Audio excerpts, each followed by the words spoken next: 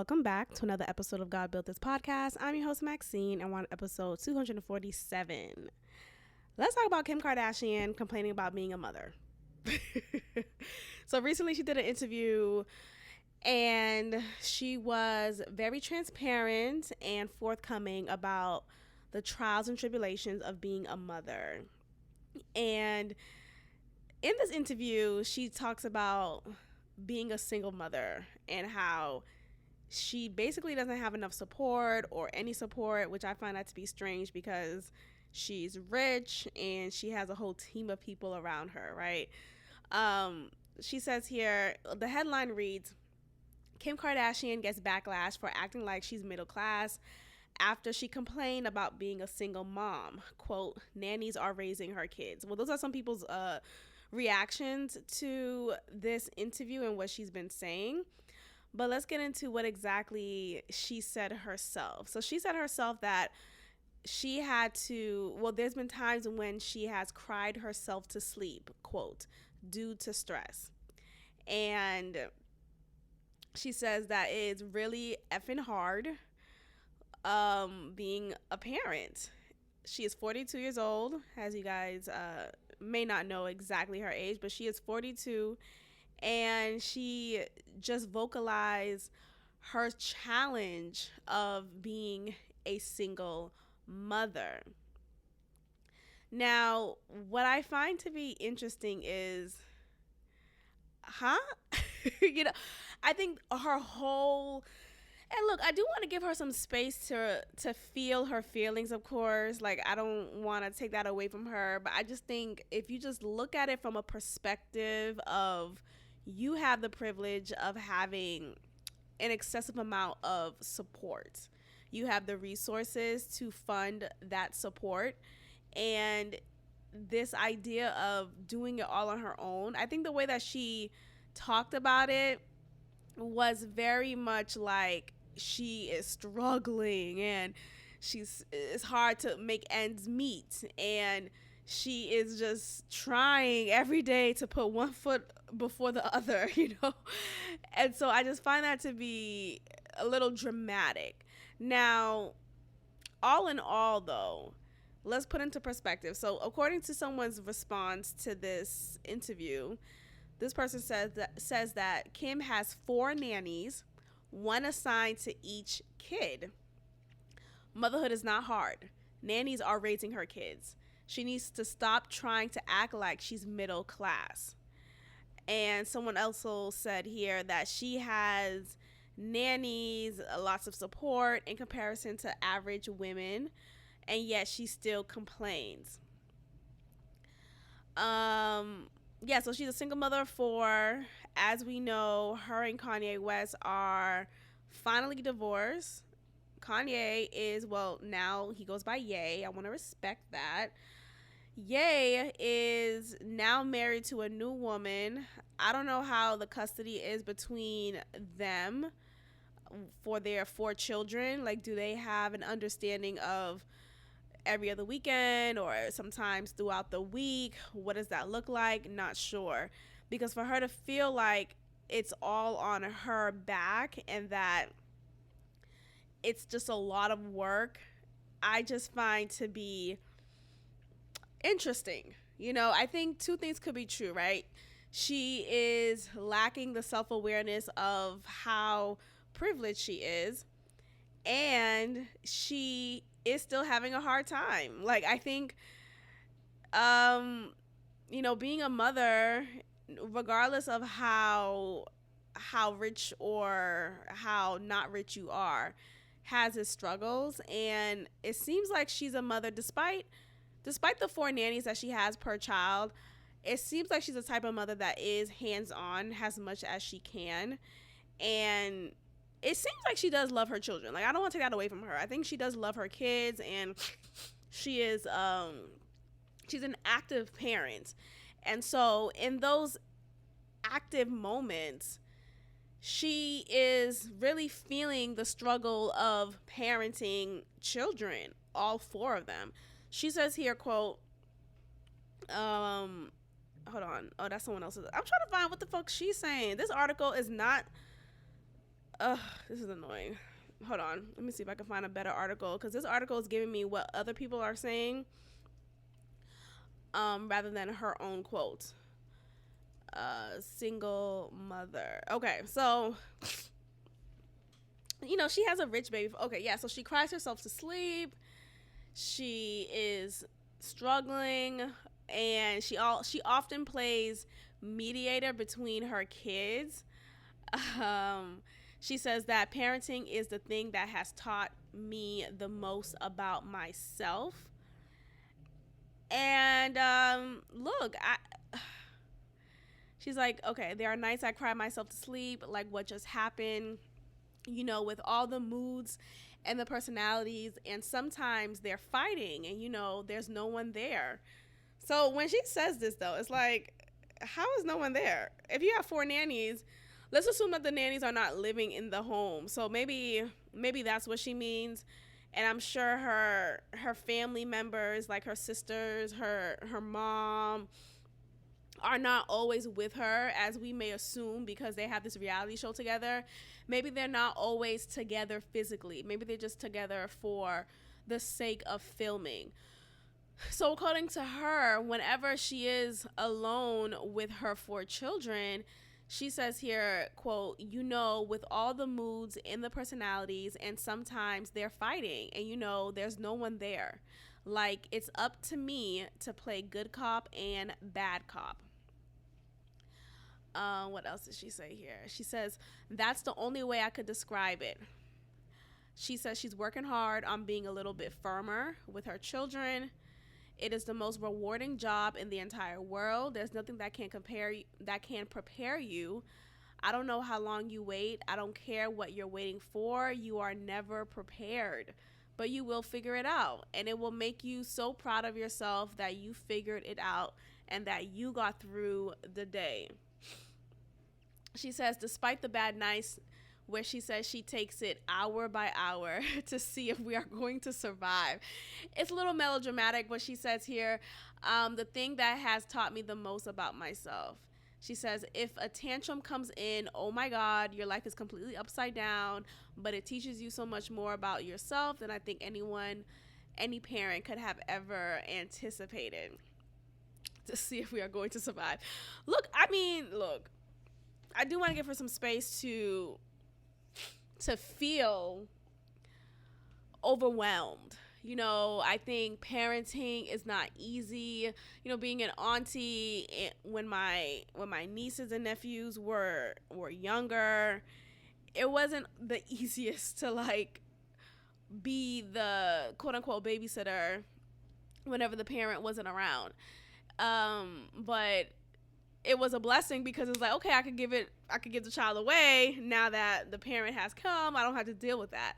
So now imagine having to deal with that all on your own.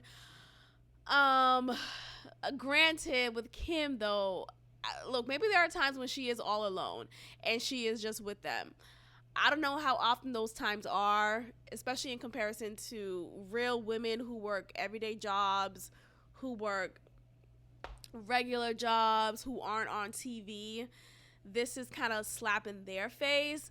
But again, I think sometimes we kind of make things about us when we should just give her space to vent and be honest about her experience currently as a mother. So though I'm kind of shitting on okay, girl, you're being dramatic, I do want to give her space, and I am giving her space to feel her feelings about this, because sure, I'm not even taking away from the fact that parenting is difficult, and though it's challenging and overwhelming and all these things, it is also rewarding. So I just think about my role as a teacher. It's difficult. When she talks about she's gonna try to work it, try to make it hour by hour, she said hour by hour to see if we are going to survive. I taught a diverse population of students throughout my career as a teacher, and there's been so many classes I've taught that I felt like, okay, is it the 50-minute mark? Is the bell gonna ring? Is there gonna be a fire alarm? I need a break from this class. Like, and that was sometimes when I was earlier in my career and I wasn't as strong and confident in myself, and I didn't have classroom management as strong as I do now, if at all. So that has a lot to do with that. So I think as you get older and as you experience and just figure it out and keep going, it's very much relatable to teaching because you're dealing with children and different personalities and hours at a time and their skill set and their willingness to try, and it's a lot. And so I do understand that statement of excuse me, of hour by hour to see if we are going to survive. I just think despite that though, the fact that she has help excuse me, for all four children, I do want to just kind of, I hope that she has a perspective of knowing that she's, she's blessed. She's blessed to have so much support in a way that the average American does not. So shout out to Kim Kardashian, no longer West, for being transparent about being a mother and just the difficulties in that. It is what it is. So shout out to her. Jonathan Majors and Megan Good are allegedly dating, and I find the timing to be a bit convenient. I do wonder the validity in this news. It's been like the like next pop-up news that that's been coming up in the headlines. There's been different pictures of them together holding hands, or that their body language appear like they're in a relationship. There was another report of them leaving Red Lobster and they just left a date together, and it's like Red Lobster, but okay. Anyway, so according to TMZ, to this article in particular, it says here, Jonathan Majors is pretty clearly in a new relationship because he and Megan Good were jetting off together looking affectionate. They arrived at LAX Saturday, arriving in the City of Angels after leaving NYC. They were both holding hands and leaning in close as they walked to a white sedan on the tarmac. Now, look, do I believe this relationship is real? Not really. There's been some theories of, now that he got into some trouble after allegedly physically assaulting his white girlfriend at the time, he is now trying to rebrand his image by being with the black woman and leaning on the support of a black woman to hopefully garner support from black women in the public, because the theory is that black women hold down black men more than white women do. And look, if that is the case, like if this is really a true relationship, or if this is the intention behind the relationship, like maybe they agreed upon this relationship under those circumstances and they're both under the same understanding, then I think it's a good move. Look, when I first reported this news of Jonathan Majors getting arrested for his alleged physical assault on that woman, I said, this is some BS. And the reason why I said that is there are some things domestically I feel like should not be taken to the court or the public eye, nor should it be led to someone's cancellation. And really, canceling someone in the public eye is no longer a thing of power. Like, this is not a thing that you could wave upon the faces of celebrities anymore, expecting for them to submit to your will. Like, cancellation is a myth. Like, no one gets canceled anymore. Give it a couple of weeks, a couple of months. Let him come out with a nice, sexy photo shoot, or let him star in another amazing show or movie. He's fine. I just didn't think it warranted him getting as much backlash as he did, especially considering the video footage of the white woman somehow still in the club or the bar after she said he assaulted her. And look, maybe, sure, you could get hit at 7:25 and then at 7:30 walk into a club, sure. But for me to then accept that you're so traumatized that you call the police on him to get him arrested, and then you're now at the club, what the fuck is that? That doesn't feel genuine to me. It doesn't feel like someone who has been genuinely hurt. It's weird. It's weird. And the allegation is that he choked her out. Look, I'm not a fan of choking. I remember being at this girls' night event, and we started talking about sex topics. Ooh. I guess one thing about me is on this podcast, I have shared details about sexual topics and things that are not suitable for work. Yet in person, if someone asked me the same question or wanted to continue the conversation, the inappropriate conversation I'm having right now, in person, I would cower. I'm very nervous about that. Why you ask me? I'm very coy about it. Anyway, I was at this girls' night event years ago here in Houston, and one of the questions was talking about choking during sex. And several of the girls there was saying they love that. Oh my gosh, I love that. Oh, that's the best type of, apparently there's because upon your officiate, oh my gosh, that word is hard, y'all, my bad. But upon you getting choked out, okay, being sophisticated, that word is hard. Upon that choke out session, okay, while you are simultaneously getting choked out and your body is reacting to an orgasm that he is creating for you, it is double the pleasure. Apparently, it's double the pleasure.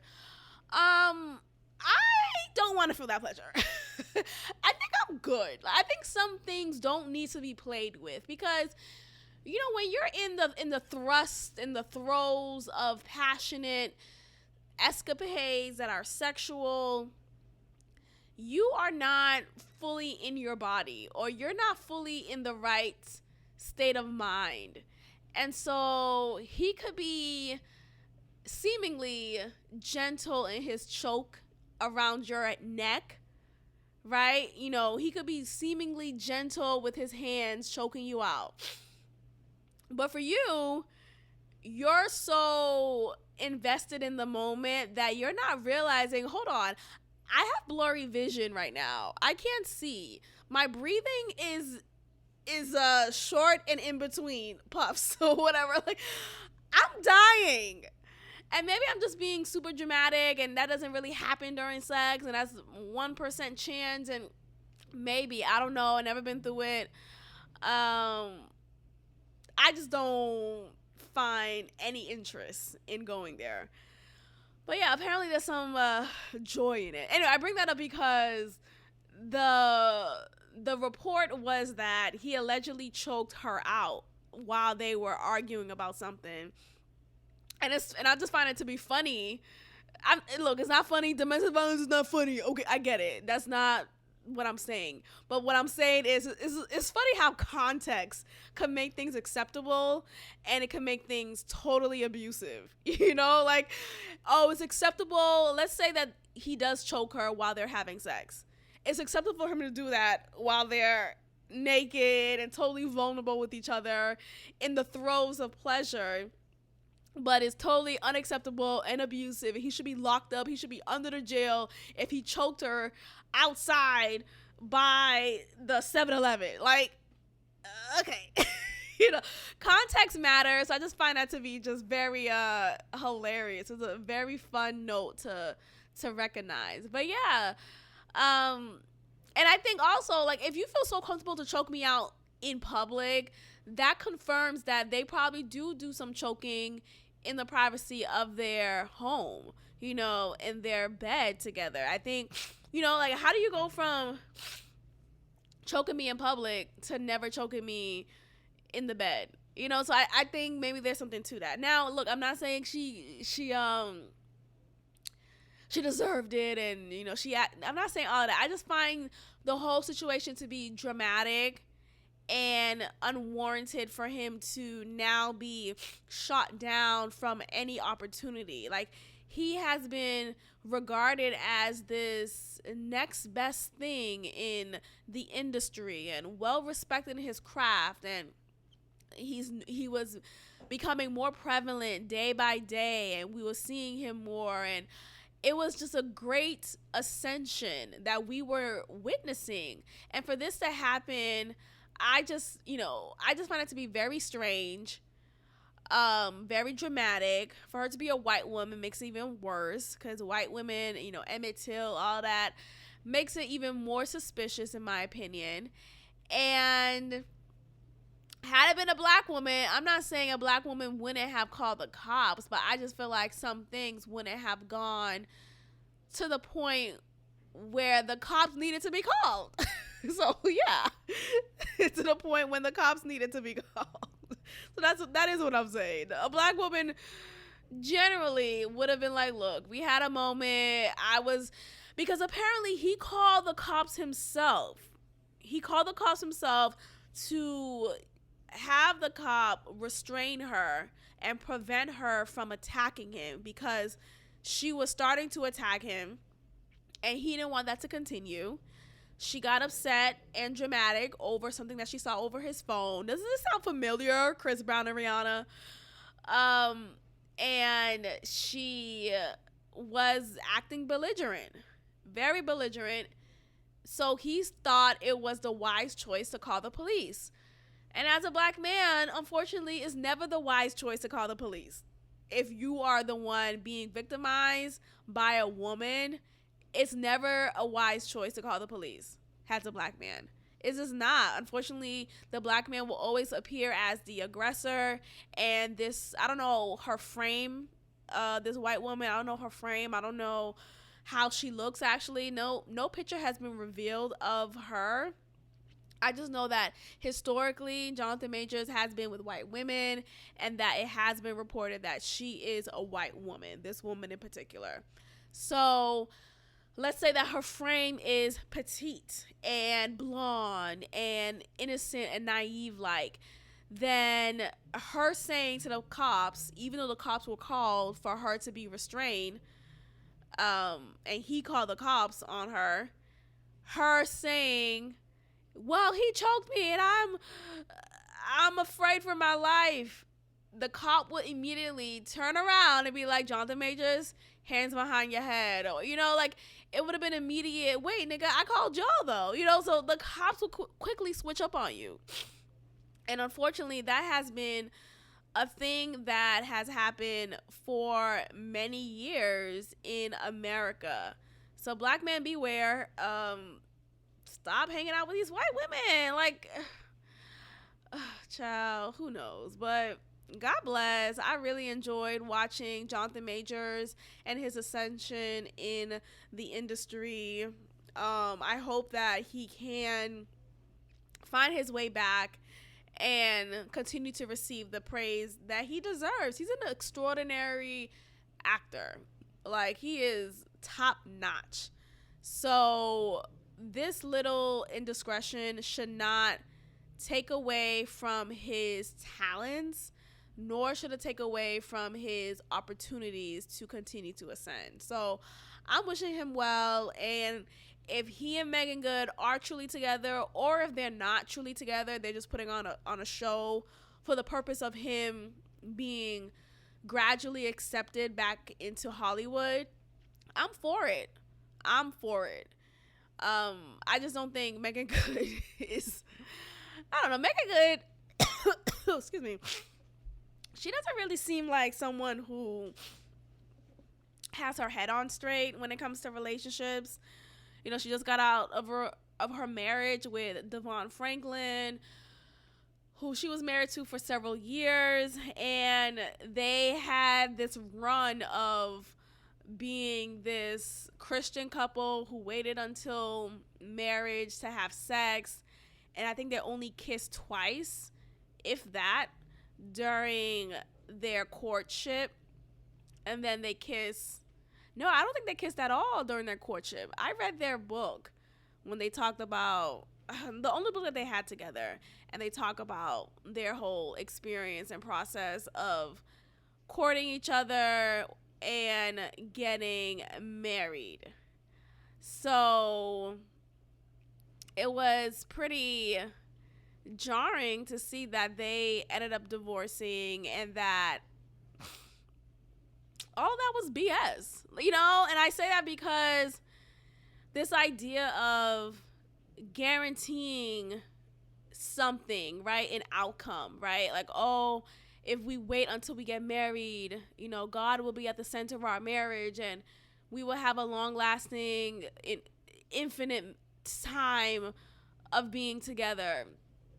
It's just like, it's not always the case, and anything could go, you know, anything goes when it comes to relationships with people. Like, human beings, we are very much of a human being, right? We change our mind, we adapt, we assume that if we follow this set of rules in this order, things will follow suit. But that's not the case. Like, I know for me and myself in my life, not everything has gone to plan for me. Like, I don't think everything has gone to the exact T, you know, maybe in some variances, but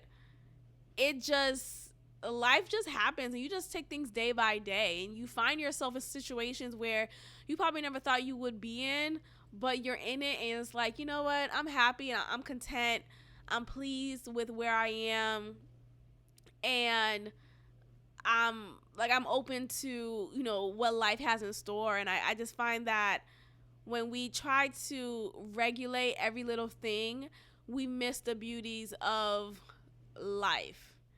We miss the moment of life and the impact of embracing the moment. I want to take a quick commercial break and talk about this show that I watch on Netflix called Mer People. You know, I just find human beings so fascinating. You know, I find I find how people find community so fascinating. There's a show called Mer People on Netflix, and it talks about people who are mermaids or who work as mermaids, and that may even be insulting, me saying it like that, because, like, you're not a mermaid, you work as a mermaid. But because they adopted the lifestyle or just the essence of being a mermaid so much, they feel truly that they are a mermaid. I may come off offensive by saying they work as a mermaid, but I mean, they really do work as a mermaid. They're not mermaids, you know, they're still human beings with, like, you know, 2 legs and 2 arms, all that stuff. Anyway, so you have these people who work as mermaids, and apparently it is a $1 billion industry. But of course, there's rankings and everything, right? So not everyone featured on the show is making so much money as a mermaid. They start off by having a couple of gigs here or there, and eventually, after some time and more exposure, they get to be a part of the elite class of mermaids by auditioning and being a part of different shows and touring the world, or America at least. And you just see how the ranking system of mermaids are, or mer people. And I say mer people because there are mermans a part of this community also. And some, I thought initially that they were all gay, but there were some, at least there was one that I saw who's married to a woman. And they met because of this community. Like, independently, they joined this community because they love to swim and they love the idea of mermaids and merman. And they came together and got married. So yeah, he's a straight man. But yeah, for the most part, you have these people who are bonded because of the Little Mermaid. And it's just, initially you wanna judge it, right? Like, what the fuck is this shit? Like, what is this bullshit on my screen? You have these, like, and then there's these diverse mermaids too. And by diverse, I mean there's different size of mermaids, not just this typical Ariel small petite size. No, there's fat mermaids, there's queer mermaids, there's a diverse population of mermaids. And it's just so fascinating because, wow, there's literally a job for anything. You can make money off of anything. When you find your niche, when you find the group of people or a mass population of folks who find this to be fascinating, they will pay for it. They will support you financially, and you will proceed in this career. It will become a career. And so with mermaids, obviously they have to have fins and the mermaid tail and look more of that stereotypical image. And so there are these mer tailors, that's what they're called, who specifically design the gear and the whole costume of being a mermaid. I just find it to be hilarious. Like, wow, people are so resourceful and just resourceful and clever and creative with how they are expressing themselves and finding a way to still make money or create an avenue for it. It's a beautiful thing. So go check out that show. It's only 4 episodes long, and it walks you through just different rankings of mermaids and the feelings of, or just the life experiences of some of the people on the show. You get to learn about their family background, how they grew up in this interest of, or this love of being a mermaid, the obstacles, the setbacks, the triumphs, the wins.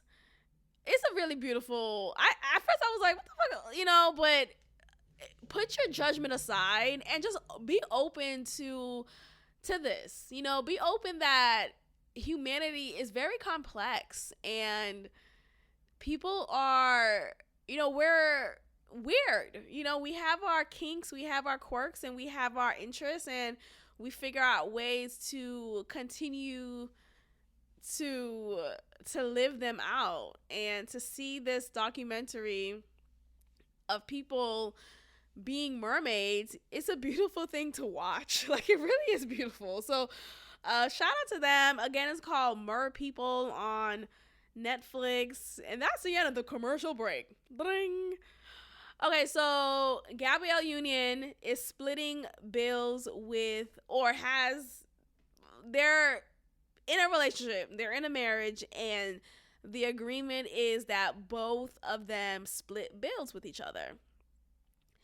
And at first I wanted to judge, or maybe I did judge it at first, like, girl, what? Because I like to adopt the traditional approach when it comes to the man being the provider or having most of the provision, at least when it comes to financial maintenance, while the woman is supporting in other ways. But I then had to open my mind to the fact that, one, everyone is allowed to have their relationship the way that they want. So what is acceptable or okay or understood between you and your partner is totally opposite to what is understood between Gabrielle Union and Dwayne Wade. And I think that's okay. And I also had to remind myself that Gabrielle Union she comes off, I don't know her personally, right? So I can only assume, just based off of how she is in interviews, in real life moments that we see on TV, she comes off more of the dominant personality. She comes off very much of this controlling, we make you go by my rules, or you listen to what I like. She's not this I wouldn't say submissive, but she's not this quiet mute. Like, she's not someone who is just gonna sit back and take it. As for Dwayne Wade, he comes off like a little bitch. He comes off very much, and I'm saying this respectfully, but I'm saying that, like, he comes off very calm. I don't think I'm being calm. That's what I wanted to say. He comes off very much like he doesn't have a backbone. Like, he is controlled by her. Whatever she says goes. He's one of those, like, happy wife, happy life, which I don't agree with that either. I feel like happy spouse, happy house. I think it should be like that. Anyway, so in this article, it says here that because a lot of people was giving her backlash for her revealing this and saying that they split things 50-50. And in this elaboration, it actually made me understand why she said that even more.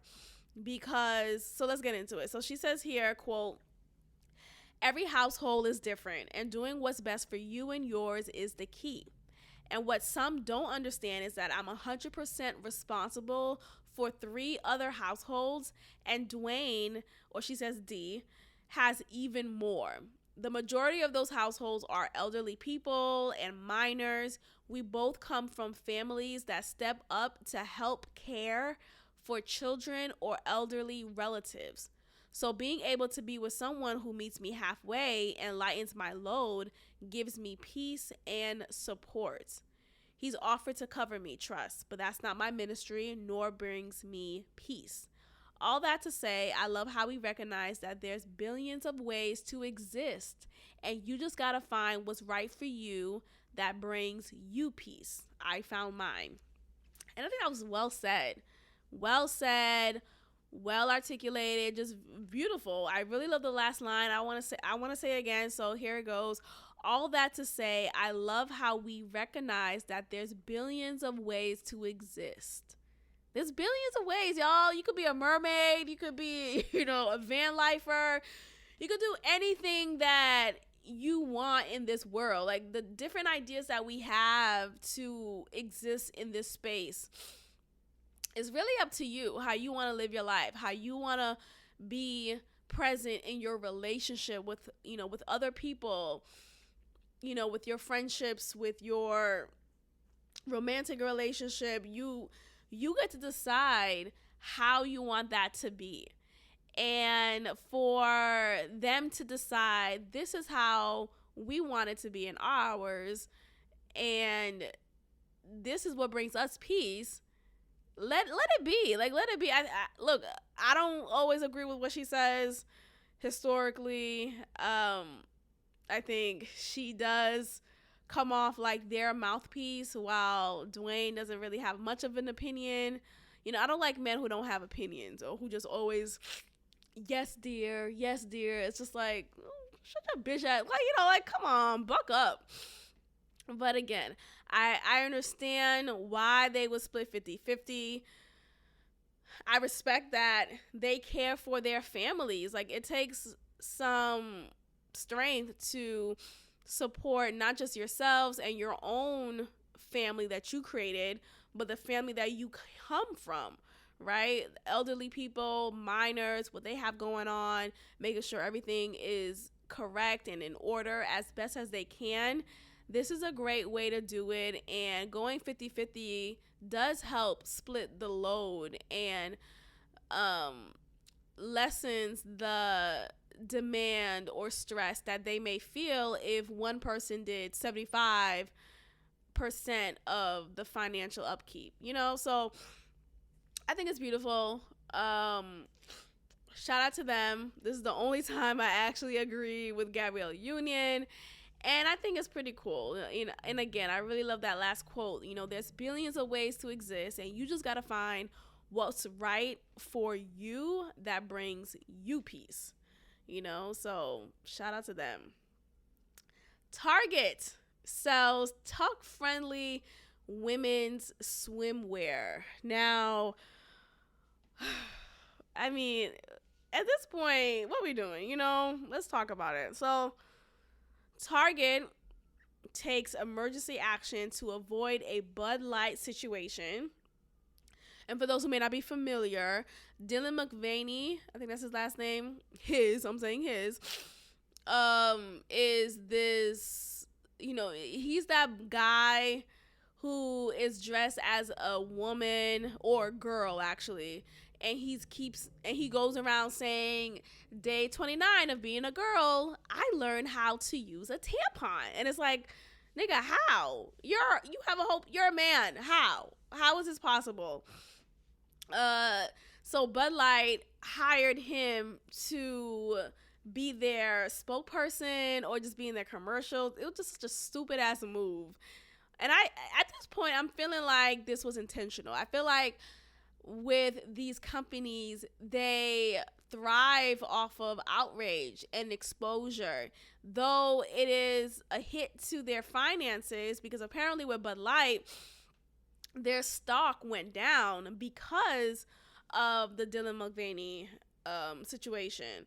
So for Target to then make this bold move of having in stock tuck-friendly women's swimwear in stores, specifically in Southern stores, is so bold and so stupid. Now, for those who may not know what tuck-friendly mean, it's when a boy wants to hide his penis as he presents himself as a woman or girl. So, if you have a boy talking about, I feel like I'm a girl and I'm a transgender, and they start wearing female clothes, this swimwear will benefit him because he has the opportunity to tuck his penis and not have it hang around and be loosey-goosey, because he could now tuck it away and at least physically, from a distance at least, appear like he's one of the girls, even though he's not. So it's specifically a women's swimwear line, and this is all interesting timing because you have Pride Month coming up. I think that's in the month of June, and typically around this time you see a lot of stores demonstrating pride gear, rainbow colors, it's cool to be queer, rhetoric like that. So to have Target have publicized their tuck-friendly clothing line for women, and by women I mean boys who want to be women or girls, and boys who want to be women or girls, they have the opportunity to look as if they're physically a woman or a girl with a tuck-friendly female swimwear line. It's so silly. Everything is so silly. I try not to get so emotionally invested anymore in some of these stories because they really would have you feeling like, am I insane? Or is everybody insane? Like, what is going on? Because I know the truth, right? I know there's two genders. I know there's only two genders. I know, and I know that is That is the fact. Yet it's being shoved in our faces that that's not true. And you can't trust the science here, huh? But you could trust the science when the vaccine rollout was out, and when people were finding some discrepancies with that or inconsistencies with that, people weren't trying to trust the science then because Fauci said, take the shot. So, it's just very, this whole pick and choose of when to trust the science and when to trust the government is just very convenient. So, again, I try not to get so emotionally invested because it will have me going batshit crazy. But it is what it is. The world that we're in is very foolish sometimes. I think it's important to surround yourself with people who are like-minded.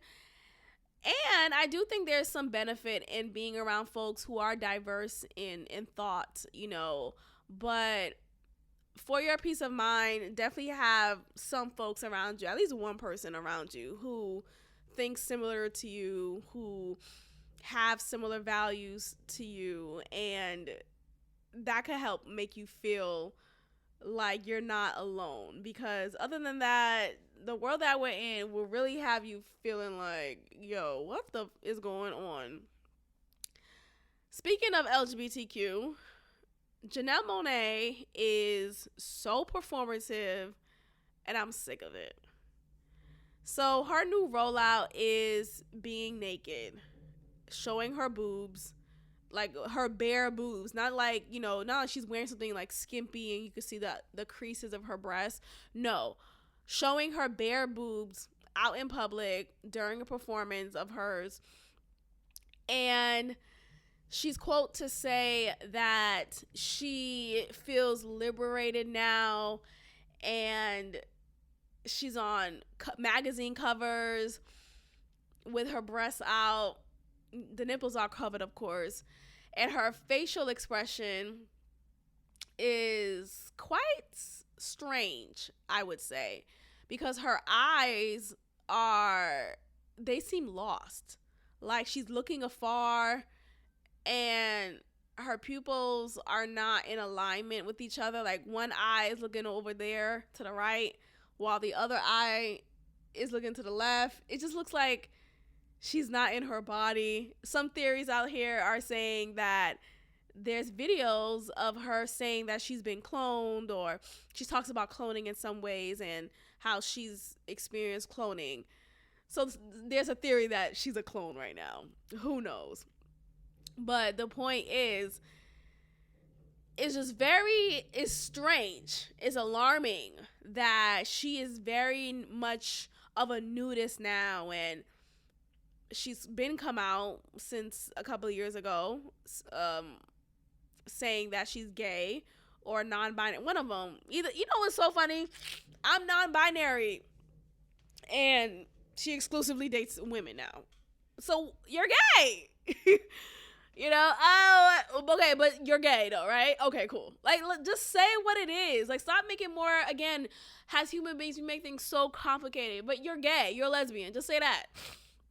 I'm non-binary and I don't go by pronouns, or I do go by certain pronouns. I don't know which one it is with her, but I remember reading something about her saying that she's non-binary, yet she has been very open and public about dating women. So it was like, girl, you're just gay. Just say that. Anyway, so she has this new album coming out and this new single that's out right now, and I actually listened to a couple of seconds of it, and it's very it's catchy. Like, look, it's a catchy song, and there's a music video for it. I think I just watched a trailer for it. It's very, very in your face nudity, female nudity. Aesthetically, it's beautiful. Like, the cinematography in this music video is very much on point. Whoever was in charge of that did an amazing job. But again, aside from that, I'm just speaking on her actions and her intentions. I feel like they are impure. I think she is performative. Because I just remember when she started off in the industry, and yes, everyone could evolve. Everyone, you could change your mind on things. I get that. But it's just so strange. It's just strange to me because she started off in the industry wearing a whole janitor suit, talking about she's giving homage to her great grandfather who was a janitor, and every time she's in public, she is always wearing clothing that favors or resembles specifically her great grandfather's uniform.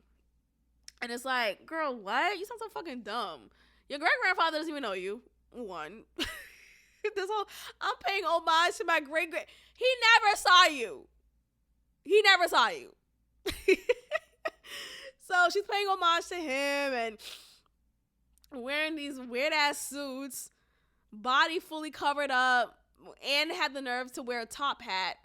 Sometimes had a cane with her. Like, just so dramatic, and just, she had a look to her. And so for her now to be completely naked, showing her breasts, and mind you, when she was wearing those uniforms, she said, I remember her saying she feels free and liberated wearing this, and you could be modest and still be confident, and you don't have to appease the sexual nature of, the sex cell type of force that we're in. She was just so much on that train. And so for her now to talk about she feels liberated and her boobs are out, it's like, okay, so what was it then? How did you feel then? Was that true? Did you feel liberated then? Or was that all a facade? Just like this. She's just fake as fuck. And people just getting so excited over her breasts. Look, her breasts look great. I'm not gonna take that away from her. Excuse me, you guys. I have this sudden cold. I hope this goes away soon. I've been drinking ginger tea, like fresh ginger with some honey. I've been drinking lemon tea, lemon and honey tea. And I just started eating some hot foods. So this, what's it called? Yeah, this hot food that I have, this ramen noodle that I just made with some turkey sausage, and it was some eggs, like boiled eggs. Hoping all that could help with my sinuses. So typically these colds go away quickly for me. Anyway, Janelle Monae is performative. I think she's so corny. I'm tired of her. And yeah, that's all I have to say about that. All right, you guys, make sure you have subscribed to this podcast. You have left a positive review if you enjoyed any part of this episode, in any episode. Also, make sure you share your comments, leave a review also on Spotify, Apple Podcasts, the whole 9 yard. Make sure you are subscribed to YouTube. And if you want exclusive content, subscribe to the Patreon channel. The link is always in the show notes. I know I haven't been posting Friday preview episodes on the main channel. I will get back to it momentarily, but I do want to just name that in case anyone was like, hello. That will return. But anyway, there is still a lot of exclusive content in the Patreon page. So go ahead and check that out. If you are interested, I hope you are. And I will check in with you all next time. Peace. Thank you for tuning in to another episode of God Built This Podcast with your host, Maxine. If you liked it, leave a review, share, and subscribe. God bless.